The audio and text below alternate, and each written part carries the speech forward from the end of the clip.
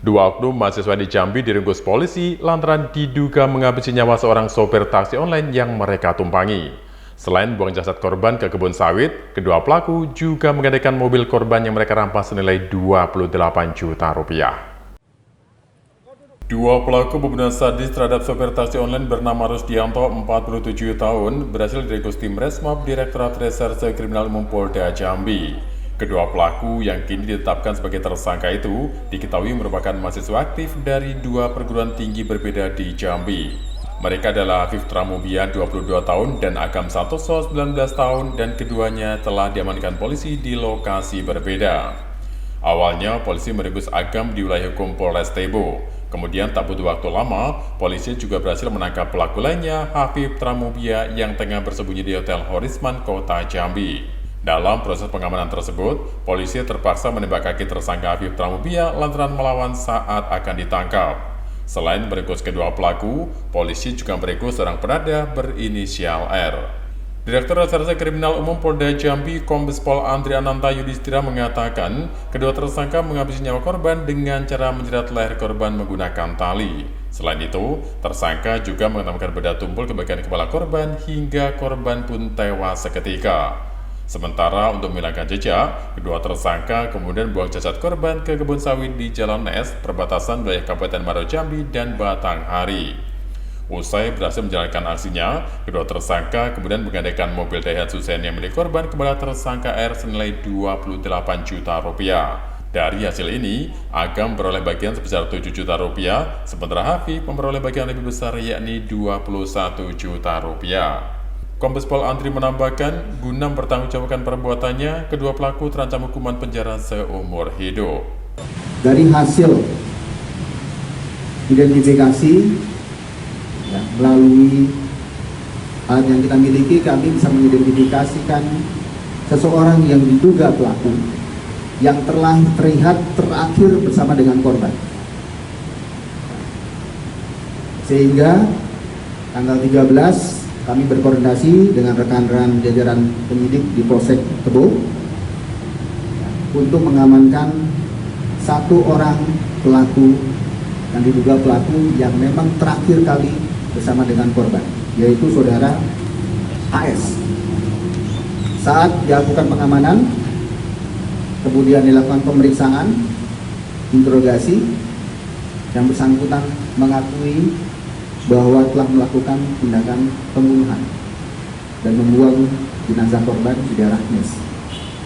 Dari situlah kami melakukan pencarian di lokasi di mana dibuang korban dan ditemukanlah korban tanggal 14 siang.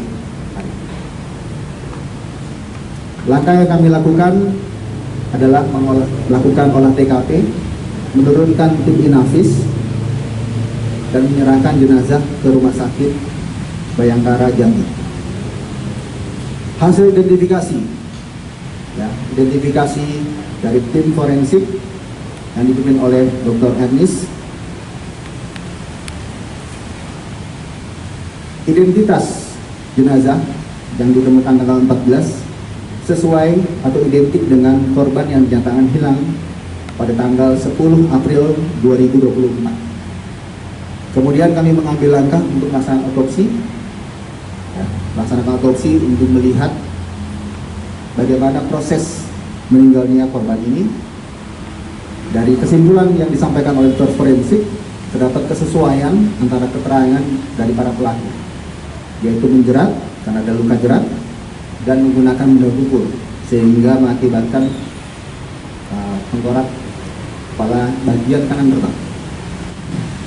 Penangkapan yang kami lakukan terhadap para tersangka tadi diawali dengan penangkapan terhadap AS, kemudian kita kembangkan terhadap pelaku lainnya adalah saudara HT yang kita tangkap pada tanggal 14 malam hari, dan saudara HT melakukan perlawanan terhadap anggota sehingga anggota kami tim Resmob melakukan tindakan tegas terukur terhadap pelaku atau tersangka HT.